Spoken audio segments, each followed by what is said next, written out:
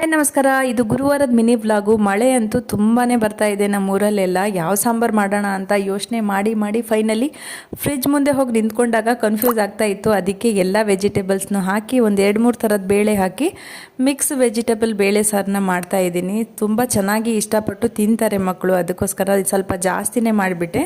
ಹಾಗೆ ಸ್ವಲ್ಪ ಕೈ ನೋವು ಜಾಸ್ತಿ ಇತ್ತು ಅಂತ ಹೇಳಿ ಇವತ್ತು ಬ್ರೇಕ್ಫಾಸ್ಟಿಗೆ ಪುಳಿಯೋಗರೆ ಮಾಡಿದ್ದೆ. ಪುಳಿಯೋಗರೆ ಮಾಡಿದಾಗ ಅರ್ಧಕ್ಕರ್ಧ ಲಂಚ್ ಬಾಕ್ಸ್ನ ಫಿನಿಷ್ ಮಾಡಿಕೊಂಡೇ ಬರೋದಿಲ್ಲ. ಹಸ್ಬೆಂಡ್ ಕೂಡ ಹಾಗೇ ತೊಗೊಬಂದಿದ್ರು.